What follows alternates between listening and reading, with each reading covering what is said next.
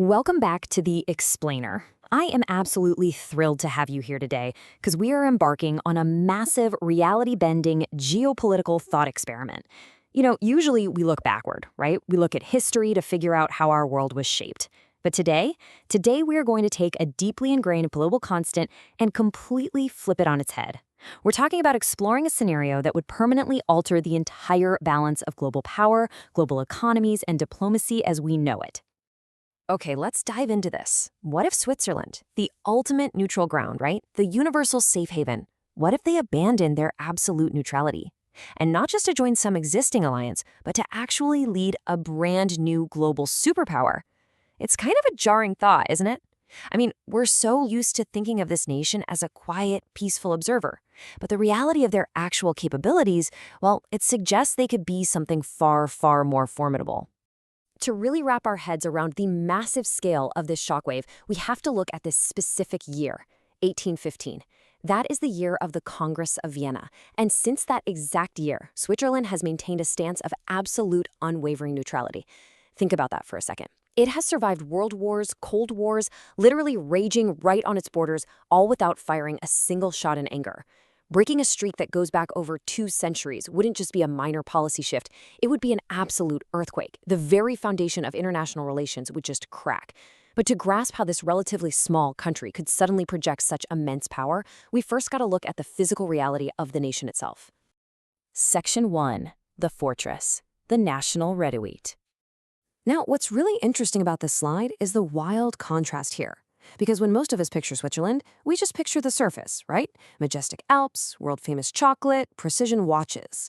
It's picturesque and it's peaceful. But right beneath all of that lies the national redoubt. During the 20th century, the Swiss drilled deep into the solid granite of the Alps to construct thousands of hidden fortresses. Actually, Swiss law literally requires enough bunker space to shelter over 100% of their population. No joke. We are talking about fully stocked subterranean command bunkers and even underground airfields. It is essentially a ready-made, nuclear-hardened military headquarters hiding right in plain sight. So, you might be wondering, why would other nations let Switzerland lead a new superpower bloc? Well, a hypothetical Alpine Pact headquarters operating from deep inside those mountain peaks would be completely immune to conventional airstrikes. In our current multipolar world, which, let's face it, is increasingly defined by intense cyber warfare and the terrifying threat of hypersonic missiles, the Swiss Alps provide what is arguably the single most secure physical and digital infrastructure on planet Earth. It's an absolutely impenetrable shield for command and control. But as we know, a headquarters is really nothing without an alliance. Section 2. The roster, forming the Alpine Pact. And this brilliantly illustrates what the makeup of that alliance could actually look like. Because this wouldn't be some massive, messy, sprawling entity like NATO. Instead, it's a lean, highly efficient coalition of incredibly stable, technologically advanced armed neutrals. Let's break down this roster. Switzerland obviously acts as the leader, offering its impermeable infrastructure and its very advanced domestic defense sector. Think heavy hitter companies like SIG and RUAG. And they offer this in exchange for direct continental influence. Then you've got Austria. Austria provides this crucial geographic bridge to Central Europe, and they get to use the pact to escape their own constitutional neutrality trap, all under the guidance of a trusted neighbor. Looking globally, Singapore brings immense value. They master the Malacca Strait choke point and offer world-class cyber warfare capabilities. In return for that, they get a highly secure Western-aligned military partner that, crucially, isn't the United States or a regional bully. And finally, consider Ireland. They offer unrivaled data hosting infrastructure and this massive maritime economic zone.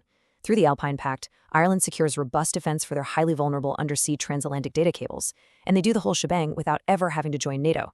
So it's an incredibly strategic, tightly knit bloc. Section 3. The Arsenal, weaponizing Swiss banking.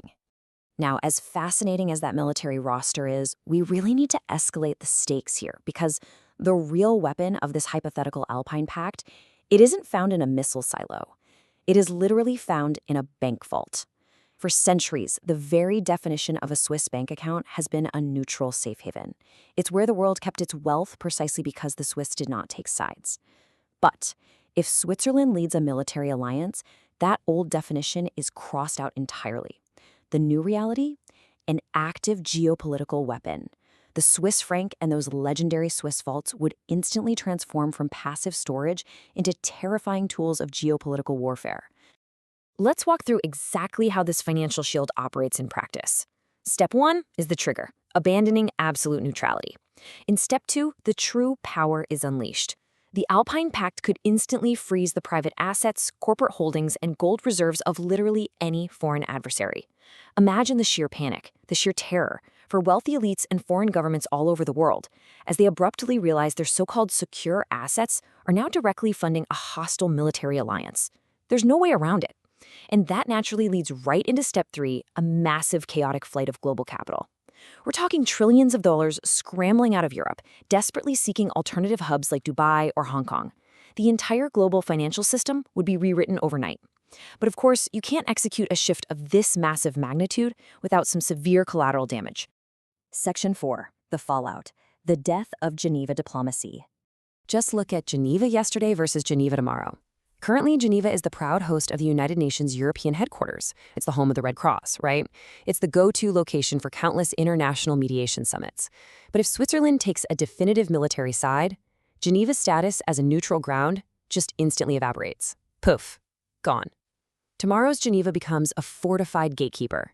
The UN would very likely be forced to evacuate entirely and relocate its European operations to a truly non-aligned country. So, the crucial point is this. By stepping onto the global stage as a military and financial superpower, Switzerland makes a monumental trade.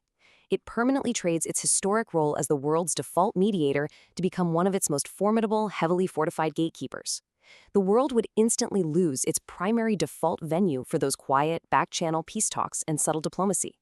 The cost of this immense power is literally the destruction of the very environment that fosters global peace. Which leaves us with this final, really lingering thought. If the ultimate peacekeeper becomes the ultimate gatekeeper, where does the world go to make peace? It fundamentally forces all of us to reconsider the true global value of absolute neutrality. Because sometimes, a country's greatest power isn't in the alliances it leads, but in the sides it absolutely refuses to take. Thank you so much for joining me for this thought experiment on The Explainer today, and keep questioning those constants.